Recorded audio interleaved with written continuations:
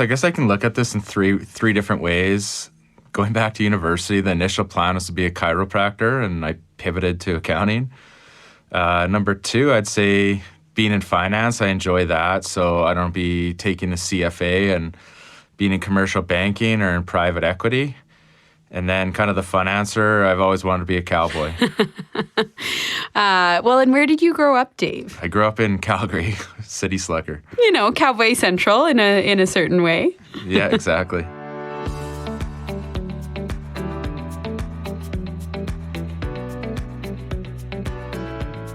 Welcome. This is Uncommon Sense, a CPA podcast presented by the Heshie CPA Knowledge Center. The center is an initiative of the CPA Education Foundation, the charitable arm of the chartered professional accountant profession in Alberta. For the record, this CPA podcast isn't about bean counting. Our episodes feature conversations with Alberta CPAs sharing their insights on a wide range of timely topics. Hello, I'm Erin Schwartz, Director of the CPA Education Foundation. I am your host for this episode, the second one in our series of Uncommon Sense episodes celebrating the first ever class of CPAs in Alberta who joined the profession without a legacy designation. As a reminder, back in 2015, 10 years ago now, the unification of the regulated accounting profession in Alberta was officially completed with the proclamation of the Chartered Professional Accountant Act in July of that year.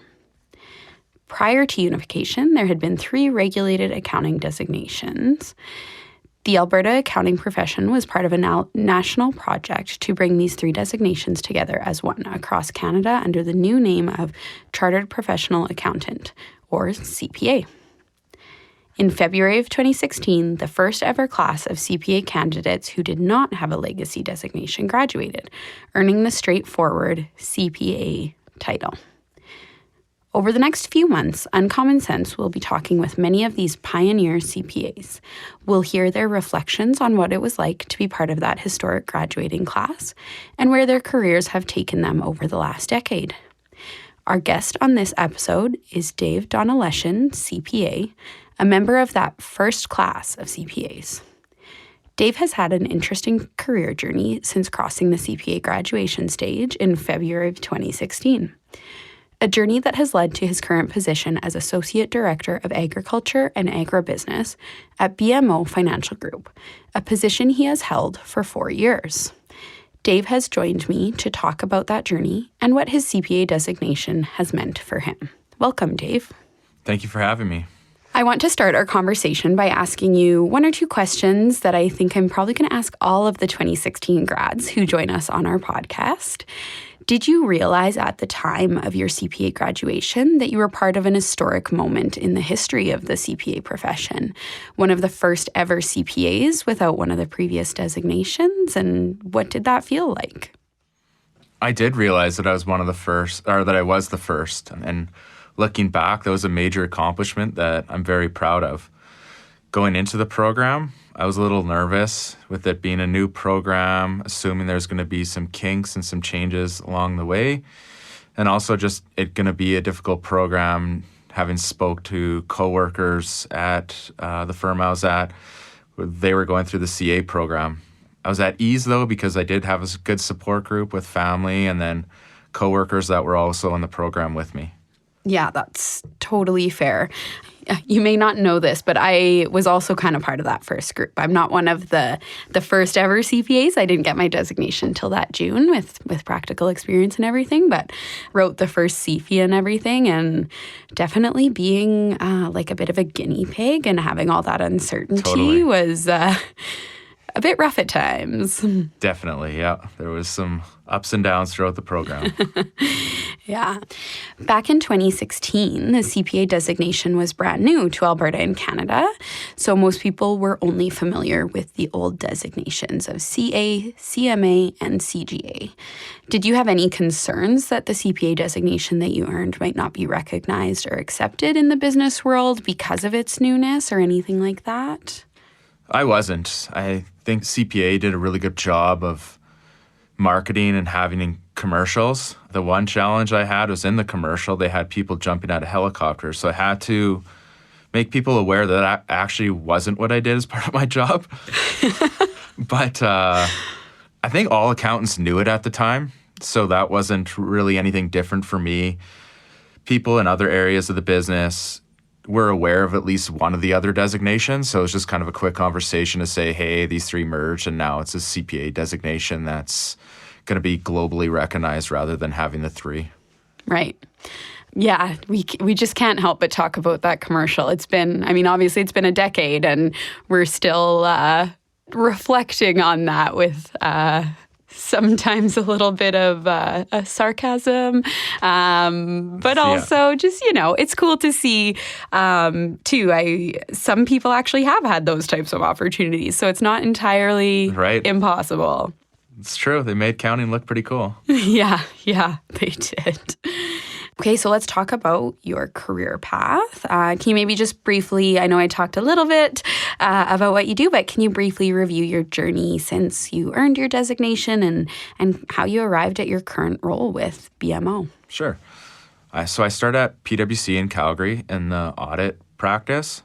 So that is where I got my practical experience and did all the CPA modules. I then wanted to get back. I wanted to get in oil and gas, and I say I guess get back into oil and gas because I did 3 summer student positions in oil and gas. My parents are in oil and gas, and being in Calgary, that was kind of the main industry to be in. Mm-hmm. So I joined Bankers Petroleum as a senior accountant. So I was able to use the experience I gained at PwC in this role as I was doing financial reporting. They got purchased by another company and had to close the head office here in Calgary. So I was looking around for a job and I saw one at WestJet. Also growing up in Calgary, aware of the fun culture that they have. I thought it was exciting to join a new industry as well and learn something new. Mm-hmm. I was able then to also use the experience that I had at PwC and Bankers and gain some new knowledge through budgeting and forecasting and performing look-back analysis. Unfortunately, COVID hit, and I was kind of looking to move around WestJet to try a different role and learn something new, but they put a hiring freeze on. So I wanted to poke around and find a non-accounting role. I was looking to make a change, and I saw the job at BMO.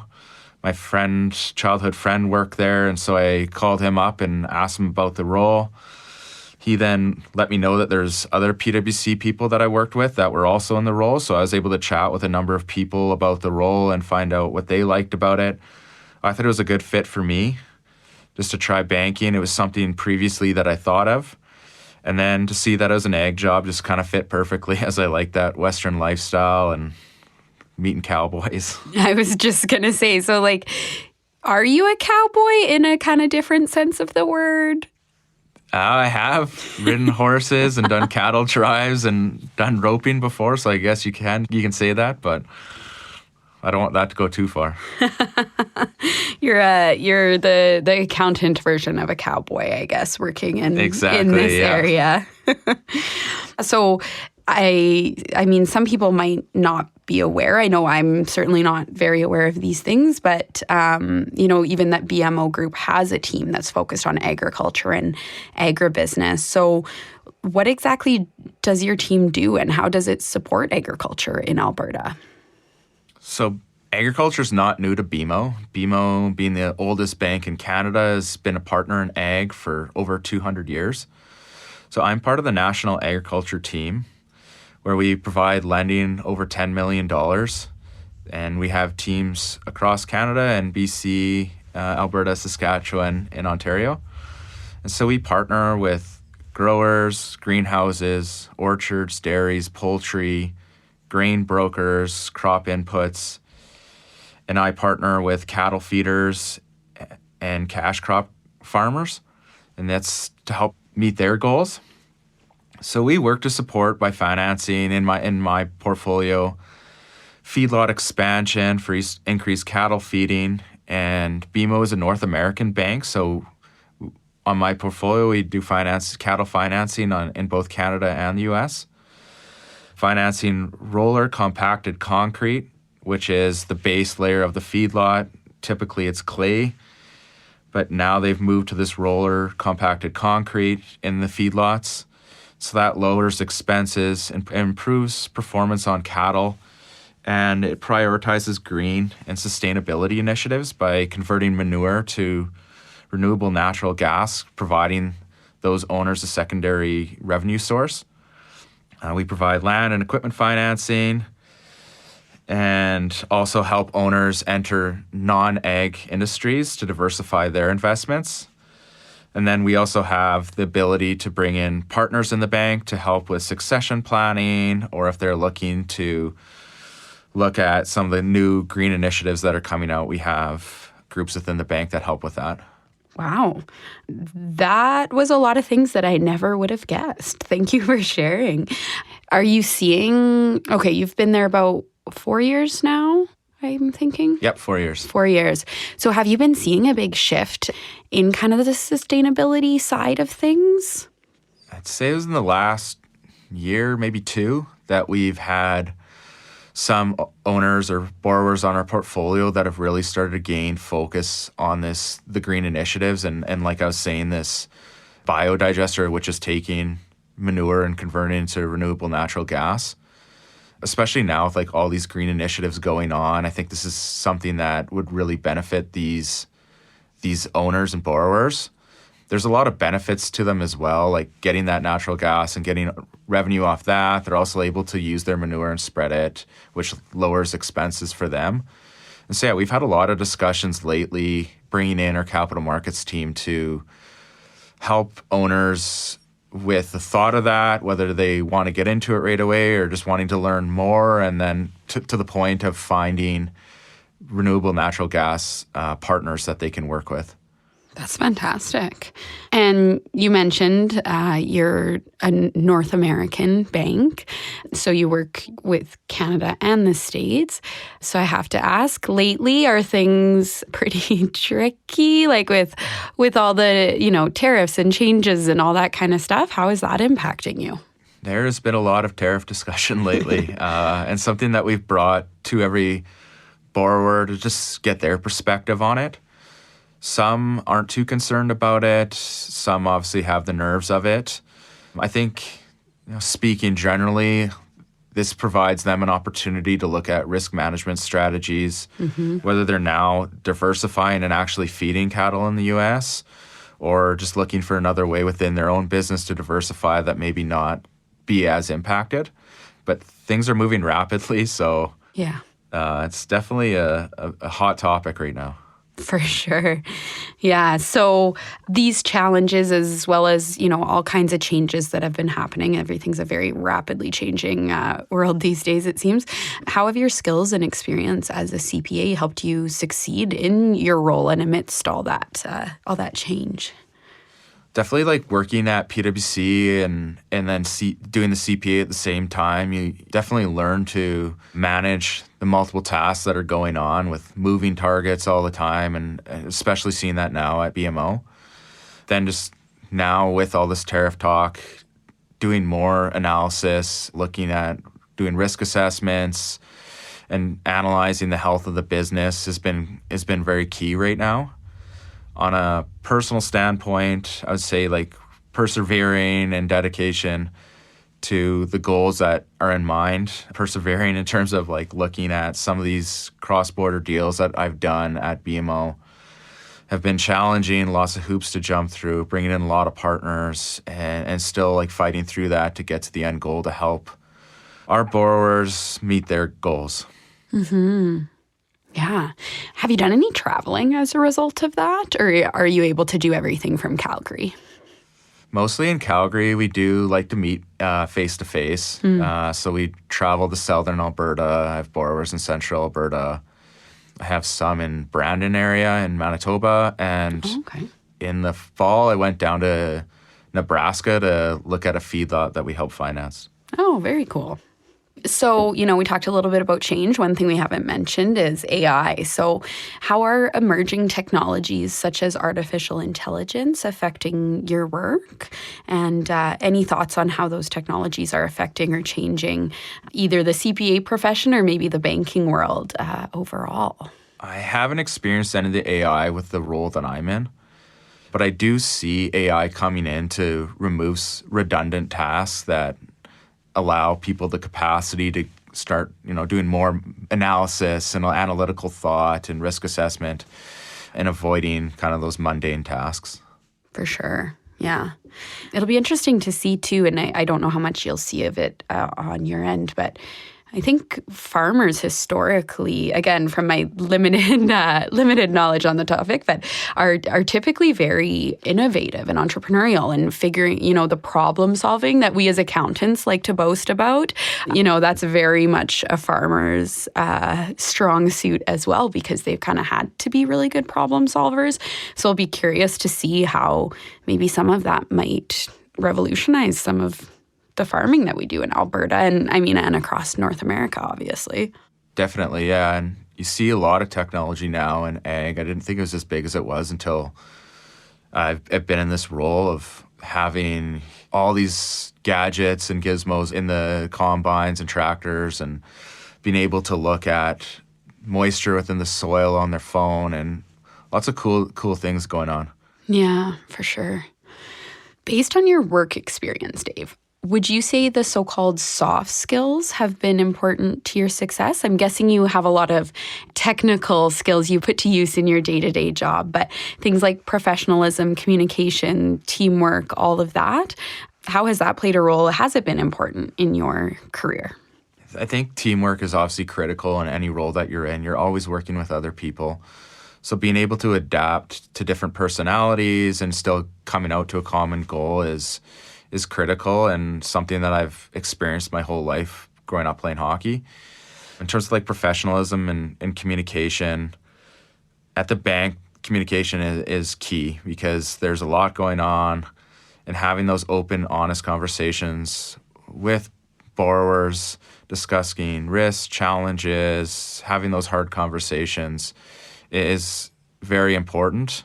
And then in terms of professionalism, like reputation is key. Mm-hmm. I'm representing BMO, so always being mindful of that and that my own reputation is at stake. So bringing that professionalism and learning mindset anywhere I go has been very important. Mm-hmm, for sure.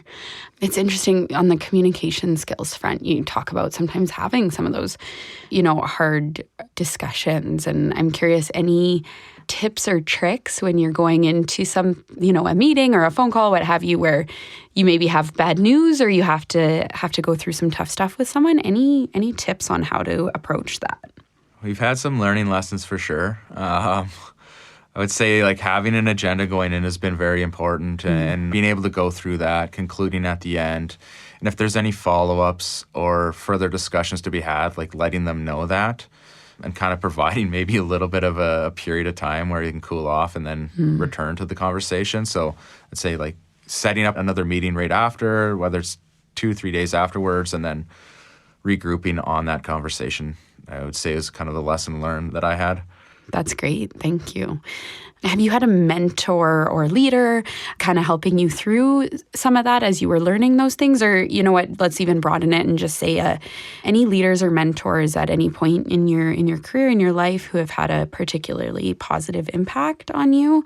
And can you share a little bit about that? Yeah, my current leader, Nicole, has been really exceptional leader for me. The 3 kind of things that I think about when I think of her is like support. So in those tough conversations, she's always there to help us, before we're having that conversation, and then regrouping afterwards and discussing what went well, what we could improve on, lessons learned, those sort of things. Talking about work capacity and whether we need to be delegating some tasks so that we can perform at our best on the tasks that are at our priority. And I would say just she really cares. Like I really sense that she cares about me as a person, asking me how I'm doing in those times that I'm putting a lot of work in, just checking up to see if I'm doing okay. And on the weekends, like, what did you get up to sort of thing, having those conversations. Number 2, I'd say, is recognition. She's always very quick to provide recognition on deals or projects that I'm working on, and then elevating that recognition upwards so that other leaders are seeing that. And then finally, growth. Within the last year, I've been really having some good conversations on where I wanted to take my career. She's been open and honest with me on those conversations and helped me network with other people at the bank that I wasn't aware of, to learn about other areas of the bank. To me, like, overall, it's just super positive having someone like that to help you. And like I say, be open and honest, and the same for me, like having honest conversations with her about what I want to do, even if that may not be within her group. Yeah, that's fantastic. That's a lot of, I think, really great qualities for a leader to have or to aspire to. I certainly hope I'm embodying at least some of those things in my leadership, but I'm glad you've got her. I guess, you're talking a little bit about the future and where you go next and stuff. Curious, what do you think is next for you? Where's the next area of growth for you in your career journey?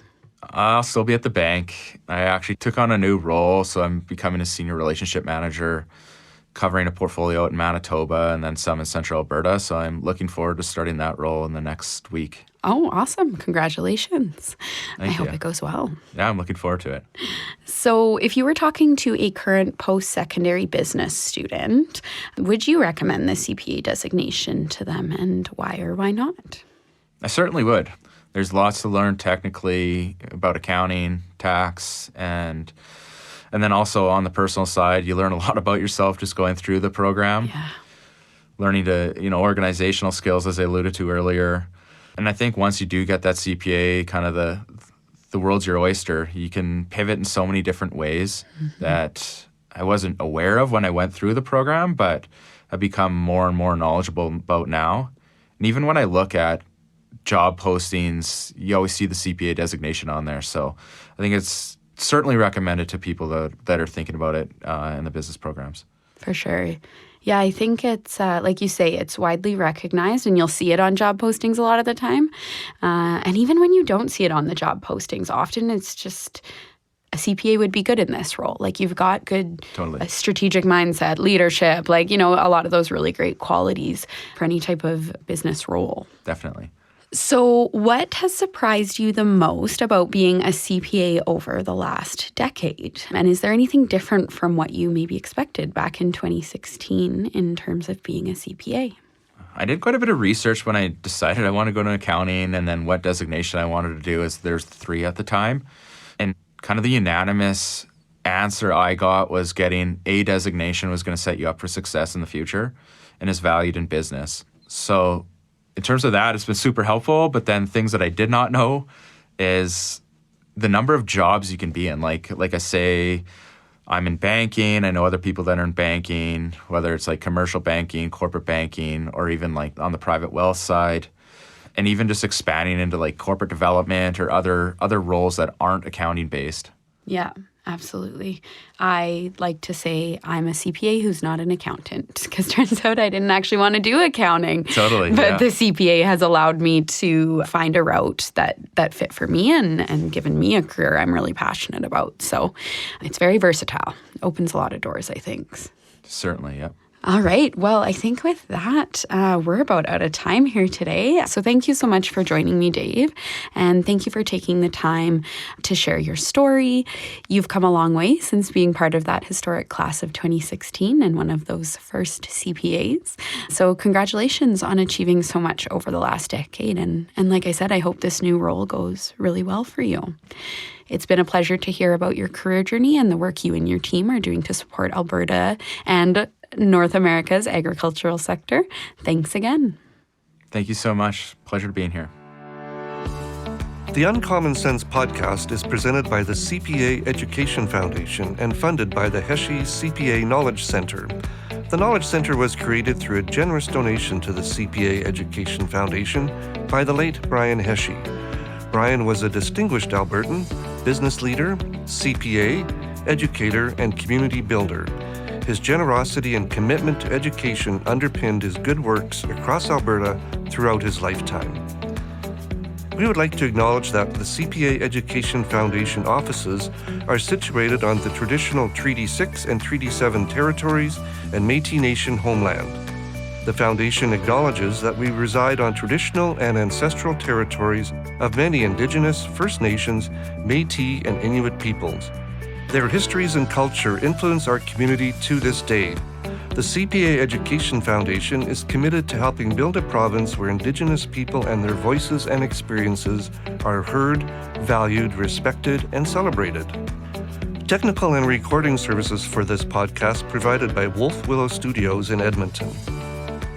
If you enjoyed this podcast, please be sure to like, subscribe, and tell your friends about us. If you have any comments on the podcast, write to us at cpaef@cpaalberta.ca. To learn more about the CPA Education Foundation and the Heshie CPA Knowledge Centre, visit cpaalberta.ca/foundation. Thanks for listening.